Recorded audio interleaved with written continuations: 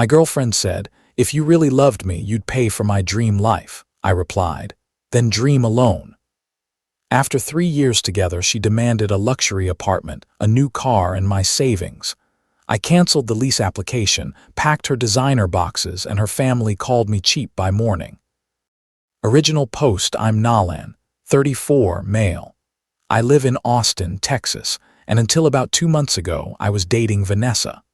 Vanessa was 29. She worked as a part-time social media coordinator for a boutique fitness studio.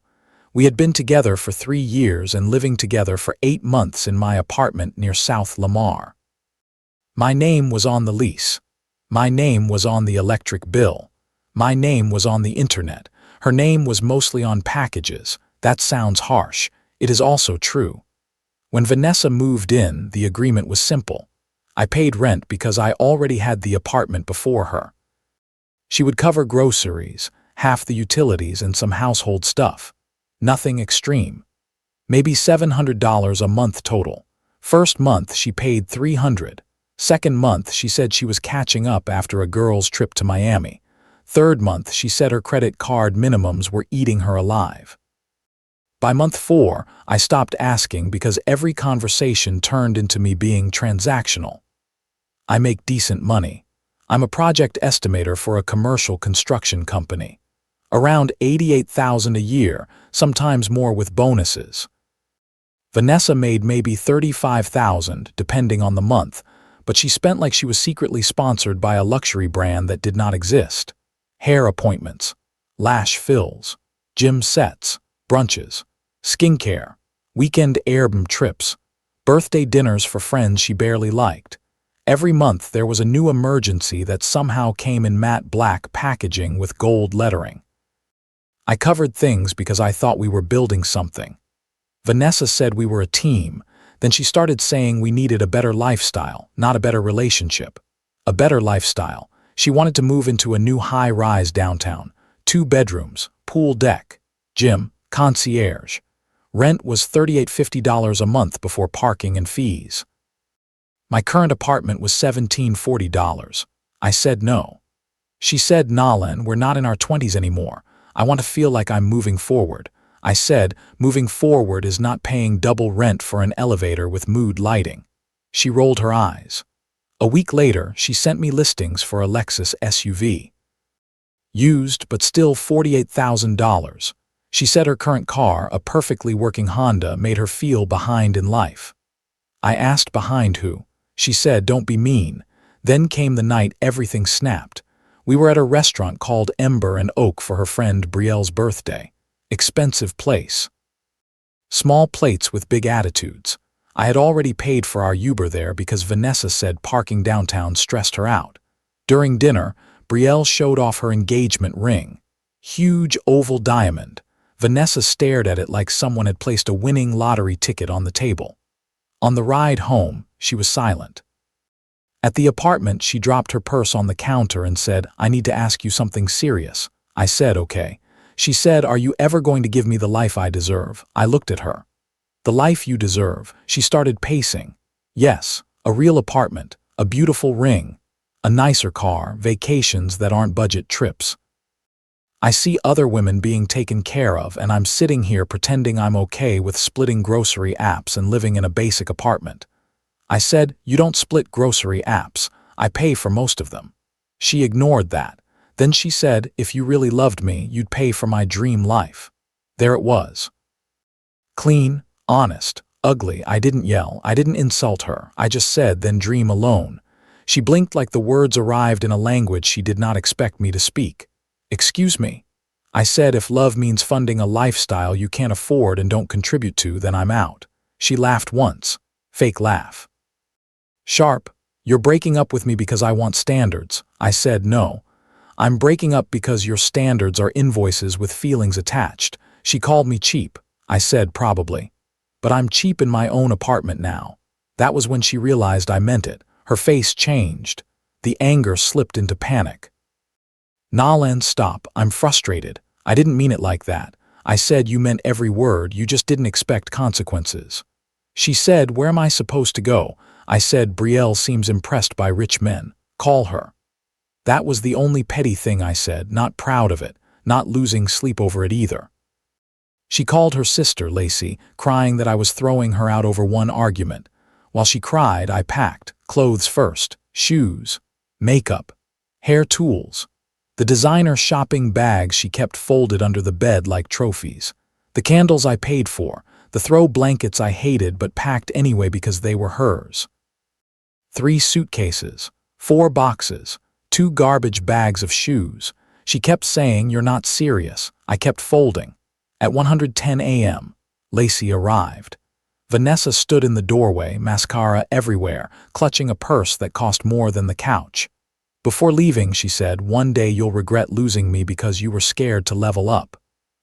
I said, "One day you'll learn spending someone else's money is not ambition." Then I closed the door, and for the first time in 8 months, no delivery boxes were blocking my hallway. Update 1: 4 days later the next morning, the flying monkeys arrived before coffee. Lacey texted first. "You humiliated my sister. A real man wants to provide." I replied, "A real adult contributes." Blocked. Then Brielle messaged me on Instagram. "Vanessa just wanted to know you had a plan. Women need security." I replied, "Security is not a $48,000 Lexus." Blocked. Then her friend Kayla sent a voice note. "I did not listen. I'm 34. I don't accept podcast episodes from strangers." By noon, Vanessa had posted on Instagram, "Never beg a man to see your worth. The right one will invest without being asked." Under it, a photo of her holding coffee and sunglasses. The comments were exactly what you'd expect. "Queen, know your worth. Broke men always get mad," he fumbled. I screenshotted it. Not because I cared what her friends thought, because Vanessa had a pattern. She would post something vague, get sympathy, then use the sympathy as proof that she was right. By Monday, she showed up while I was at work. The apartment camera caught her trying the door code. I had changed it at 7 a.m. She knocked for 6 minutes, then spoke into the camera. "Nolan, I need my skincare fridge and my laptop stand. Stop being childish." Her skincare fridge. That tiny thing had its own emotional urgency. I called the leasing office and explained we had separated, she was not on the lease, and I wanted no unauthorized access. The property manager, Monica, asked if I had documentation that she had moved out. I said, "I have doorbell footage, texts, and her sister picking her up." Monica said, "Send it over." So I did. Then I boxed the rest of Vanessa's things carefully, not angrily, not dramatically. I took photos of everything. Box 1, makeup, skincare, hair products. Box 2, clothes from the hall closet. Box 3, kitchen items she claimed were hers.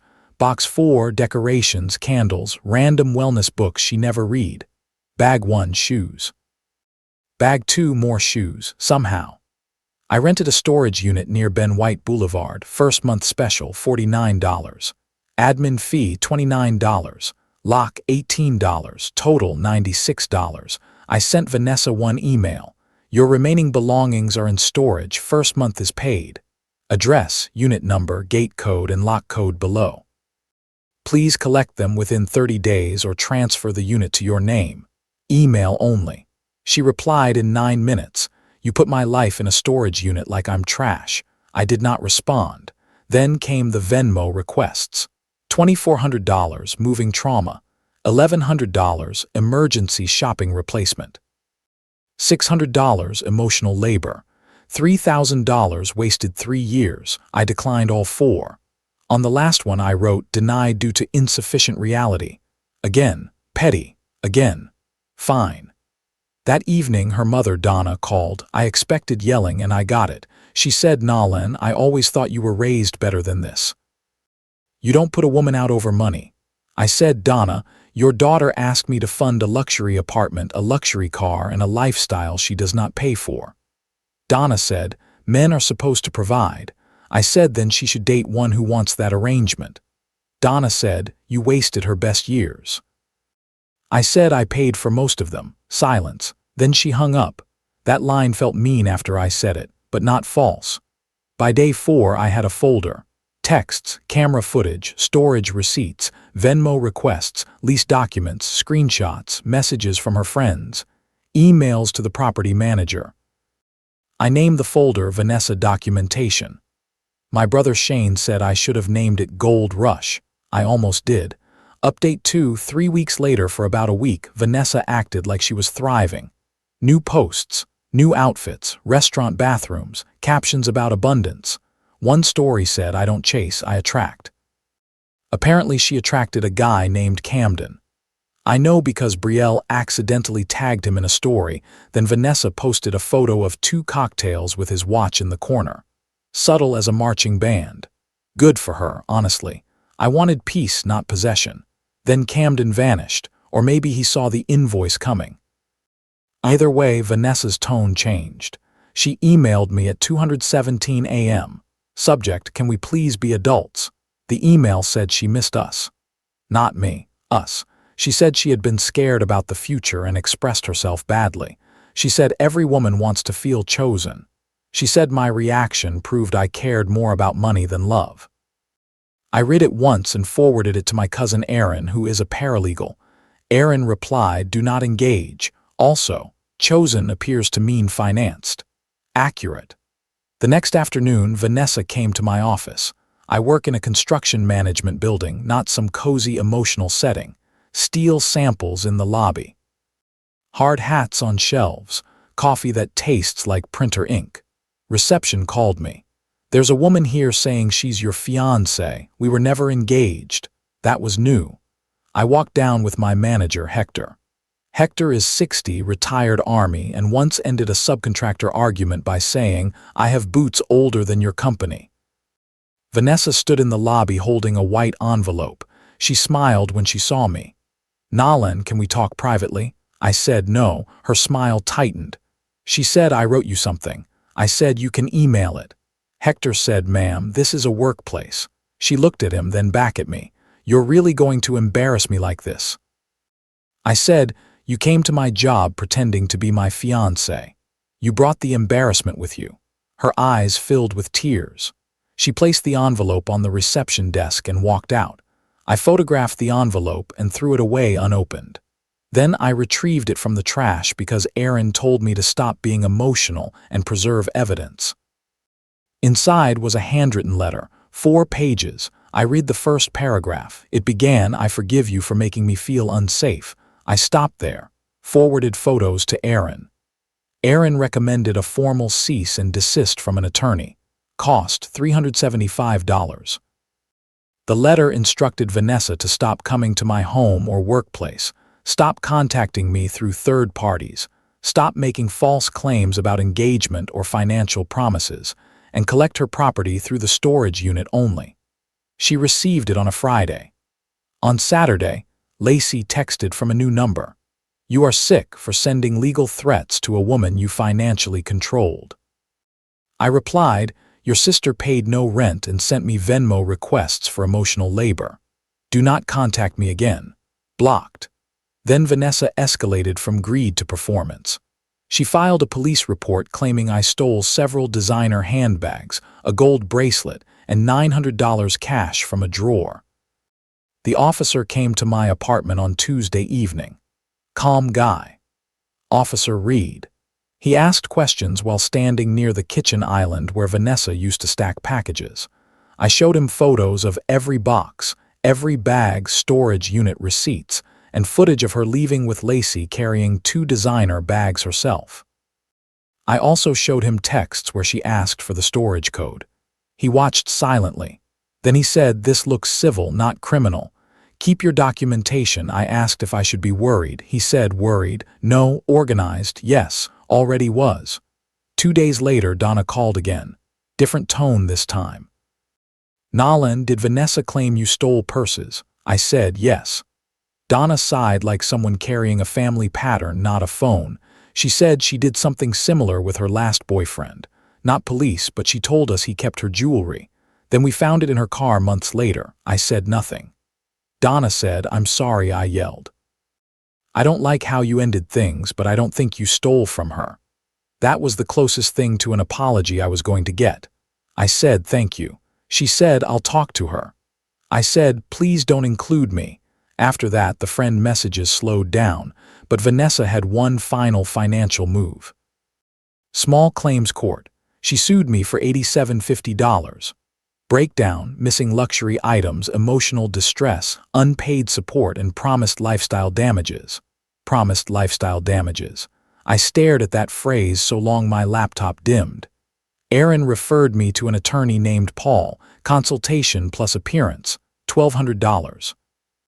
I paid it, not because the case was strong, because greedy people rely on decent people getting tired. I was tired. I was also done being useful. Final update, 2 months later. Court was on a Thursday morning. Vanessa arrived wearing a cream blazer, soft makeup, and the kind of expression people practice in car mirrors. Lacey came with her. Donna did not. I wore a navy button-down and brought a binder thick enough to qualify as furniture. Paul had organized everything. Lease agreement, utility bills, bank statements showing my payments, storage receipts, photos of her property, camera footage timestamps, Venmo requests, cease and desist letter, police visit notes, screenshots of her posts, text where she admitted she had access to the unit. The judge asked Vanessa to explain. She said we had lived together as partners and I had suddenly removed her from her home after she asked for basic commitment. She said I used money to control her. She said several expensive items were missing after I moved her belongings. The judge asked, "Were you on the lease?"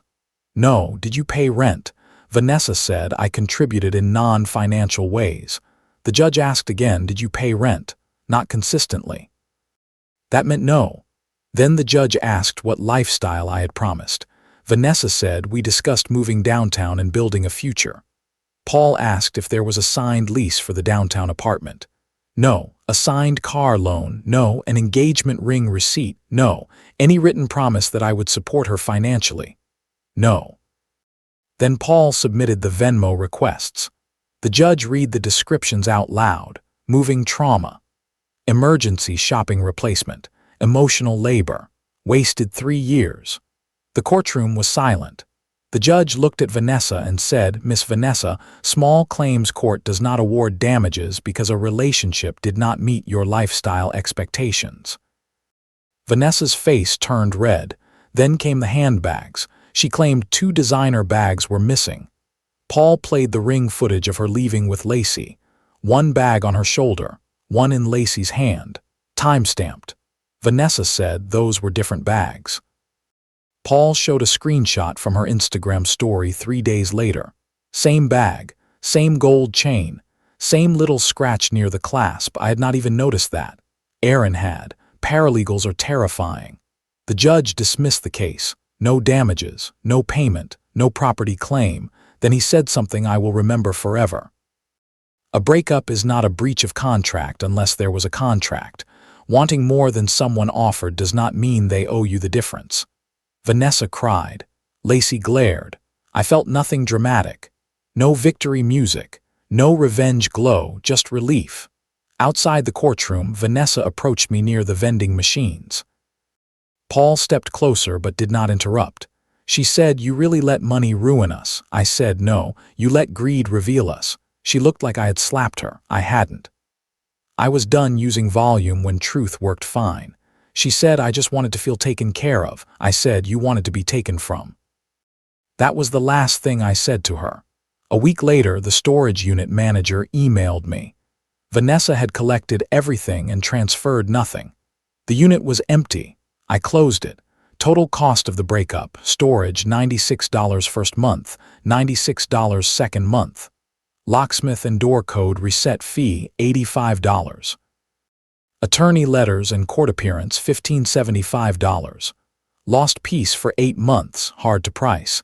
Getting my home back, worth it. I changed the apartment around after that. Moved the couch. Donated the bar cart Vanessa insisted we needed for hosting energy, even though we hosted exactly twice. Replaced the entry table that used to drown under her packages with a small wooden bench. My hallway is clear now. That sounds small until you have lived with someone whose wants kept arriving in cardboard. Work got better too. Hector put me on a hospital expansion bid, and I handled it well enough to get a $6,000 bonus. The old version of me would have used it for a surprise trip or a bag or some apology gift for a fight I did not start. I put half into savings and bought myself a new mattress, best purchase of the year. I started seeing someone too. Her name is Marin, 31, works in accounting for a nonprofit. We met through Shane at a barbecue. On our second date, the check came and she said, "I like alternating. You got this one, I'll get next." I almost proposed on principle. Kidding, mostly. We're taking it slow. She knows some of the Vanessa story, not all. Enough to understand why I notice when someone says thank you without asking for more 5 minutes later. Donna sent one final text a month after court. "I hope you're doing well. I'm sorry for my part in making things worse." I replied, "Thank you. I hope you're well too." No speech, no bitterness. Here is what I learned. Greed rarely introduces itself as greed. It calls itself standards. It calls itself knowing your worth. It calls itself wanting to be provided for. It dresses up in soft language and asks why you are so defensive when all it wants is your paycheck, your credit, your apartment, your savings, your future, and your guilt. Love can be generous. Love should be generous. But generosity becomes dangerous when the other person treats your giving like a minimum payment on their fantasy. Vanessa did not want a partner. She wanted a lifestyle sponsor with emotional benefits. She wanted me to prove love by upgrading her life while she contributed complaints and captions. And the moment I stopped paying, she called it abandonment. That was not love. That was greed with lip gloss. I do not regret helping someone I loved. I regret ignoring the moment help became expectation and expectation became entitlement. Because the truth is simple. Someone who loves you may appreciate what you give. Someone greedy will resent you for having limits. I finally found mine. If you've ever dealt with someone who confused love with money, comment below and tell me what you would have done. Please subscribe, like, and share this story, and let me know if you've faced something similar or what your opinion is.